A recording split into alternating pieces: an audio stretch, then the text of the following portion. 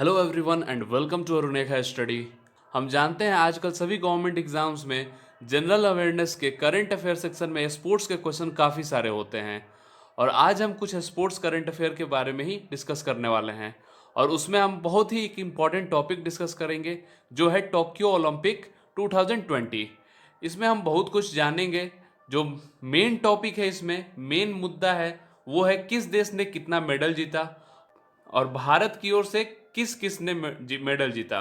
और साथ में कुछ और भी जानेंगे इससे जुड़े स्टैटिक जीके स्टैटिक पॉइंट्स को, और वो बहुत ही इंपॉर्टेंट होते हैं किसी भी गवर्नमेंट एग्जाम्स के लिए। तो चलिए आगे बढ़ते हैं और देखते हैं। तो सबसे पहले मैं बता दूं कि आज इस लेक्चर में हम क्या क्या टॉपिक डिस्कस करने वाले हैं। तो सबसे पहले हम लोग इंटरनेशनल ओलंपिक्स कमेटी को डिस्कस करेंगे कि ये होता क्या है, कब बना, कौन इसके प्रेसिडेंट है, कहाँ इसका हेडक्वार्टर, ये सब जानेंगे। उसके बाद टॉपिक डिस्कस करेंगे की पॉइंट्स ऑफ टोक्यो ओलंपिक, मतलब टोक्यो ओलंपिक के बारे में कुछ फैक्ट्स जानेंगे, उसका कुछ फैक्ट्स जानेंगे। उसके बाद जानेंगे हम India's flag bearers in Tokyo Olympic. Flag bearers कौन थे, ओपनिंग सेरेमनी में कौन थे और क्लोजिंग सेरेमनी में कौन थे। उसके बाद जानेंगे जजेस from India in Tokyo Olympics. इस बार पहली बार ऐसा हुआ कि भारत की तरफ से कोई जज बना था ओलंपिक में, ये फर्स्ट टाइम ऐसा हुआ है। तो ये भी हम लोग आगे पढ़ेंगे उसमें क्या है। उसके बाद हम लोग जानेंगे medals for India in Tokyo Olympic, Bharat के लिए मेडल कौन कौन लेकर आया है टोक्यो ओलंपिक में, और भारत की क्या रैंक थी टोक्यो ओलंपिक में, ये भी जानेंगे। और साथ में कुछ खास जो अपने टोक्यो ओलंपिक में पहली बार हिस्सा लिए थे उनके बारे में हम लोग कुछ जानेंगे। बहुत ही ये इंपॉर्टेंट है, लास्ट वाला बहुत इंपॉर्टेंट है, ये एग्जाम में पूछेगा इससे क्वेश्चन। ठीक है, तो चलिए बढ़ते हैं और शुरू करते हैं। तो इंटरनेशनल ओलंपिक कमेटी, जिसको आईओसी भी बोलते हैं, ये 23 जून 1894 पेरिस फ्रांस में स्थापित हुआ था। और इसके प्रेसिडेंट जो हैं अभी वो हैं थॉमस बैस, और इसका हेडक्वार्टर स्विट्जरलैंड में है। और इसके जो फ्लैग में रिंग्स होते हैं, उसके जो कलर्स होते हैं, वो कलर आपको याद करने के लिए मैं बता दूं कि लूडो में 4 कलर होते हैं, रेड, ब्लू, येलो, ग्रीन। और इसके साथ साथ आप एक और कलर ऐड कर लीजिए जो है ब्लैक। तो 5 कलर, 5 रिंग होते हैं, 5 कलर के होते हैं। तो हिंदी में भी मैंने लिख दिया यहाँ पे। आगे बढ़ते हैं और देखते हैं कि ओलंपिक होता कितने कितने साल पे है। तो ओलंपिक जनरली 2 ओलंपिक होता है, एक समर ओलंपिक होता है, एक विंटर ओलंपिक होता है। ये 2020 में होने वाला था, जो कोविड के कारण 2021 में हो रहा है। और ये समर ओलंपिक था, मतलब जो 2016 में ओलंपिक हुआ था वो समर ओलंपिक था। लेकिन हम लोग जानते हैं कि फिर 2018 में भी ओलंपिक हुआ था। तो जब 4 साल का गैप होता है तो कैसे हो गया वहां पे भी। तो ये समझो कि समर ओलंपिक में 4 साल का गैप होगा, विंटर ओलंपिक में 4 साल का गैप होगा, लेकिन ओलंपिक में जो गैप होता है वो 2 इयर्स का होता है। मतलब 2016 में समर ओलंपिक हुआ था, जिसमें भारत की तरफ से पहली बार किसी आ, महिला पहलवान ने मेडल जीता था, वो थी साक्षी मलिक, समर ओलंपिक 2016 का। उसके बाद 2018 में विंटर ओलंपिक हुआ था, और फिर 2020 में समर ओलंपिक हुआ। तो ओलंपिक में 2 साल का गैप होता है, लेकिन जब जब समर ओलंपिक या विंटर ओलंपिक की बात करें तो उसमें 4 साल का गैप होता है। चलिए आगे बढ़ते हैं और जानते हैं टोक्यो ओलंपिक 2020 के कुछ की पॉइंट्स। तो इसके जो प्रेसिडेंट थी वो थी शिखो हशीमातो। ठीक है, शिखो हसी माटो। तो हसी माटो अब मतलब सखी हसी, ऐसे करके याद कर सकते हैं। Official mascot Miraitowa. और इसका जो पीरियड था वो 23 जुलाई 2021 से लेकर 8 जुलाई 2021 तक रहा। इस बार टोक्यो ओलंपिक में आईओसी ने 5 नए खेल ऐड किए थे, जिसमें karate, skateboard, sports climbing, surfing और बेसबॉल। बेसबॉल पहले था ओलंपिक में, फिर बाद में हटा दिया गया था, ये री इंट्रोड्यूस हुआ है। ठीक है, अच्छा, ओल्ड मोटो जो था इस बार मोटो बदल गया। अभी तक एक ही मोटो आ रहा था, हर साल एक ही मोटो हो रहा था, हर बार एक ही मोटो रहता था, लेकिन इस बार मोटो बदल दिया गया। तो पहले वाला जो मोटो था वो था फास्टर हायर स्ट्रॉन्गर, और अब जो मोटो हो गया है वो हो गया है faster higher stronger and together.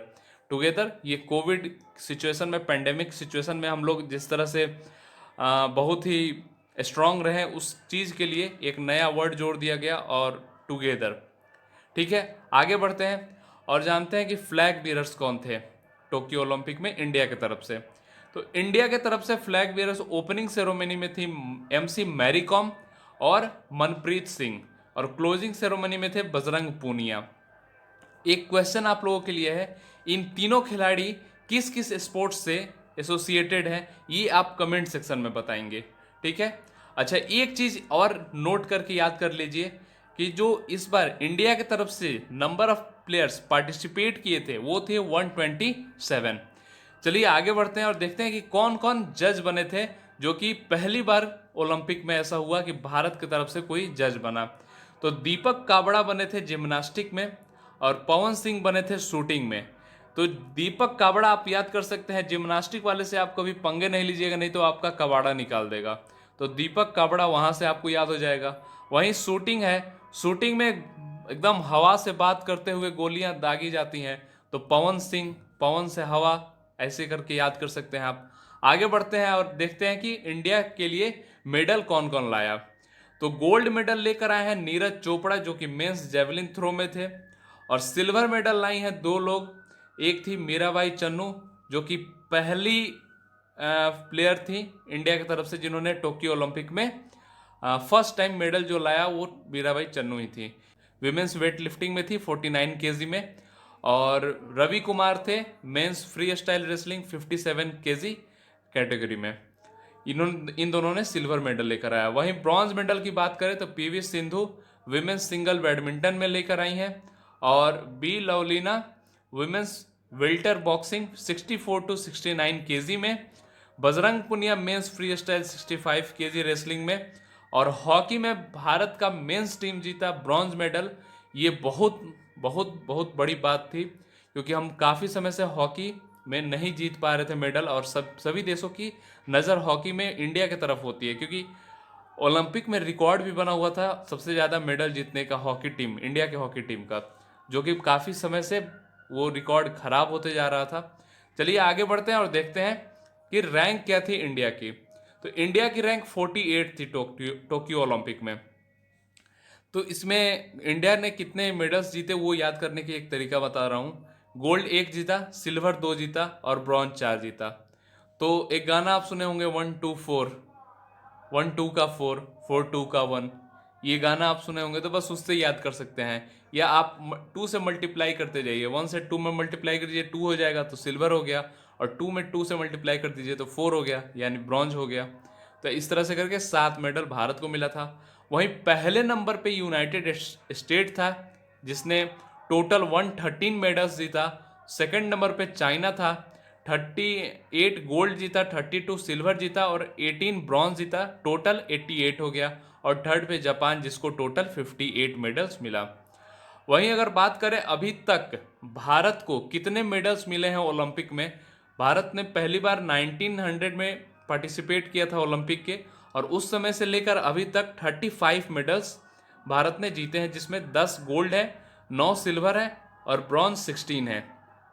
एक चीज़ और मैं क्वेश्चन आप लोगों को देता हूं कि कौन ऐसी कंट्री थी जिसने अपने कंट्री के नेम से टोक्यो ओलंपिक में पार्टिसिपेट नहीं किया है, उसने कुछ और नेम से पार्टिसिपेट किया था टोक्यो ओलंपिक में। ये चीज़ आप लोग कमेंट सेक्शन में बताएंगे। चलिए आगे बढ़ते हैं और देखते हैं कुछ इंपॉर्टेंट डेब्यूटेंट्स के बारे में। तो इंडिया की तरफ से पहली फेंसर यानी तलवारबाजी करने वाली जो खिलाड़ी थी वो भवानी देवी थी। अभी तक कोई इस स्पोर्ट्स में पार्टिसिपेट नहीं किया था, लेकिन भवानी देवी इस बार पहली बार इन्होंने पार्टिसिपेट किया। वहीं विमेंस सेलर में पहली बार भारत की तरफ से नेत्रा कुमानन ने पार्टिसिपेट किया। और टोक्यो ओलंपिक में यंगेस्ट जो प्लेयर, यंगेस्ट एथलीट जो आई थी वो थी हेन जाजा। ये 12 साल इनकी उम्र है और ये सीरिया से थी, टेबल टेनिस की प्लेयर हैं। वहीं इस बार ट्रांसजेंडर एथलीट भी पार्टिसिपेट किया था ओलंपिक में, और ये भी पहली बार हुआ था, और इनका नाम था लॉरेल हबार्ड। ये न्यूजीलैंड से थी और इन्होंने 87 KG women's weight lifting category में पार्टिसिपेट किया था। ठीक है, तो ये था आज का आपका सेशन। और जाने से पहले बता दूं कि टेलीग्राम, इंस्टाग्राम और फेसबुक पेज भी आप लोग फॉलो कर लीजिए, लिंक डिस्क्रिप्शन बॉक्स में मिल जाएगा। और वीडियो को लाइक और शेयर जरूर कीजिएगा। जो लोग नए होंगे चैनल को सब्सक्राइब करेंगे। मिलते हैं आपसे अगले वीडियो में, तब तक के लिए टाटा bye bye and thank you.